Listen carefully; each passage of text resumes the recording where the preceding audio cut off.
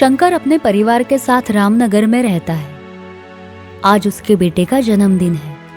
Happy birthday to you, happy birthday to you, happy birthday to dear Rahul, happy birthday to you. Rahul cake काटकर अपने माँ बाप को खिलाता है। बेटे बताओ, आज तुम्हें क्या तोहफा चाहिए? पापा, मुझे और पढ़ने के लिए कनाडा जाना है। क्या आप मुझे कनाडा भेज सकते हो? बेटा, मेरी इतनी हैसियत कहाँ कि मैं तुम्हें कनाडा भेज सकूं।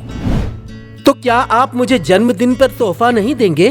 बेटे को नाराज होता देख माँ बोली, बेटा पढ़ने जाने की तो बात कर रहा है, कुछ कीजिए ना। पढ़ लिख कर बड़ा आदमी बनेगा तो हमारे बुढ़ापे की ही लाठी बनेगा ना। वो तो ठीक है, लेकिन इतने सारे पैसे मैं कहाँ से लाऊं? पापा, एक रास्ता है। अगर आप अपनी दुकान बेच दो तो मैं आराम से कनाडा जा सकता हूँ। क्या? हाँ पापा, अगर आपको मेरा भविष्य बनाना है तो आपको अपनी दुकान बेचनी होगी। बेटा, अगर मैं अपनी दुकान बेच दूं तो कमाऊंगा कैसे, और फिर हम खाएंगे क्या? पापा, आपको कमाने की जरूरत नहीं है। मैं कनाडा में पढ़ाई के साथ नौकरी भी कर लूंगा। हर महीने ढेर सारे डॉलर आपको भेजता रहूंगा, फिर आप दोनों आराम से जीना। राहुल ठीक कह रहा है। अब आप जल्दी से दुकान बेचकर राहुल को कनाडा भेजने की तैयारी कीजिए। बेटे का भविष्य संवारने के लिए शंकर ने पार्वती की बात मानकर अपनी दुकान बेचकर बेटे को पढ़ाई के लिए कनाडा भेज दिया।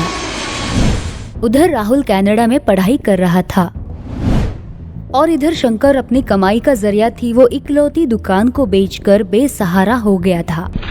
कुछ महीनों तक राहुल अपने माँ बाप को पैसे भेज रहा था और अचानक उसने अपने बूढ़े माँ बाप को पैसा भेजना बंद कर दिया। सुनते हो जी? राहुल पैसा नहीं भेज रहा है। कहीं ऐसा तो नहीं कि वो किसी मुसीबत में पड़ गया हो?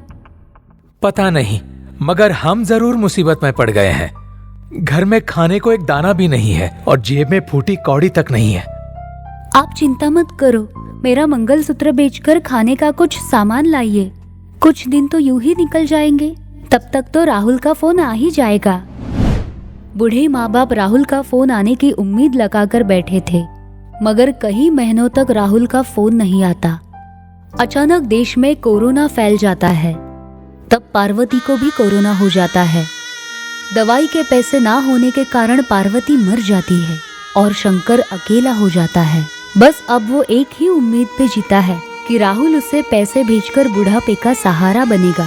मगर अफसोस, पैसा भेजना तो दूर की बात है, राहुल तो बूढ़े शंकर को फोन भी नहीं करता। अब शंकर की हालत बहुत खराब हो चुकी है।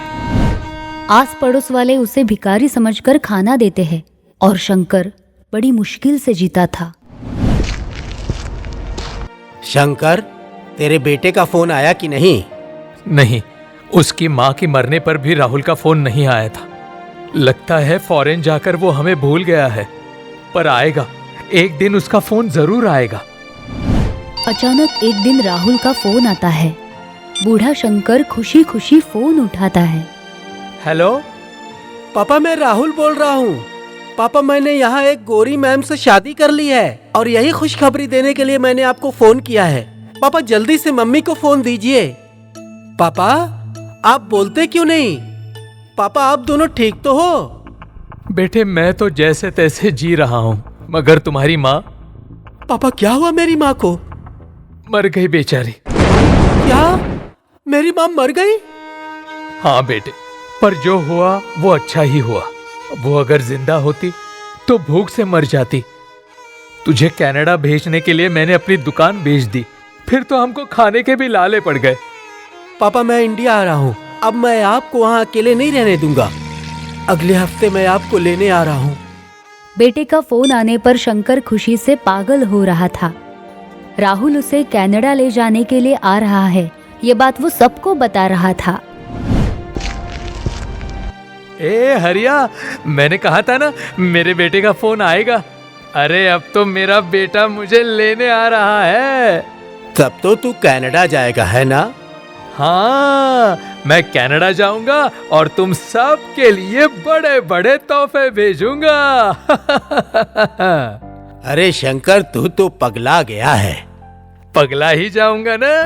अब मैं अपने बेटे के साथ कनाडा में रहूंगा, कभी भी भूखा नहीं सोऊंगा। मेरा बेटा मेरा खूब ख्याल रखेगा। हाँ।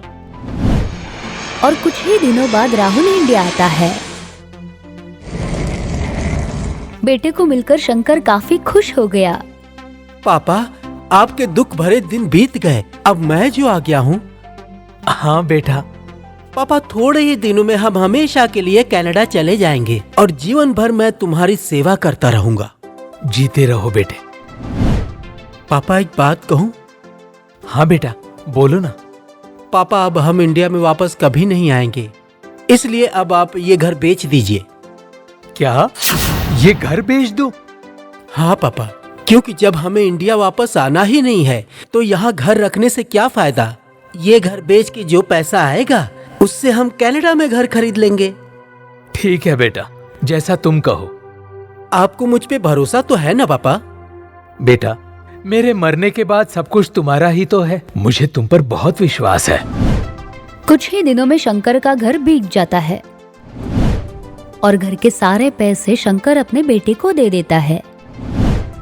पैसे मिलते ही शंकर का बेटा सारे पैसे कनाडा ट्रांसफर करता है। पापा, आज रात की फ्लाइट से हम कनाडा जा रहे हैं।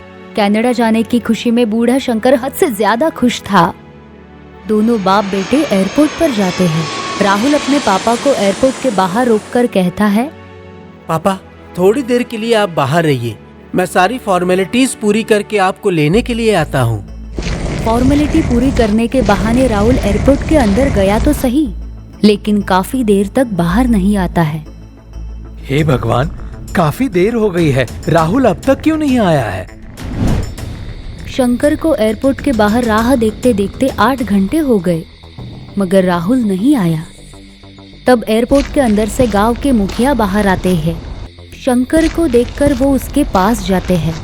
अरे शंकर, तू अभी तक यहाँ बैठा है? तेरे बेटे की फ्लाइट तो गए हुए 5 घंटे हो गए। क्या?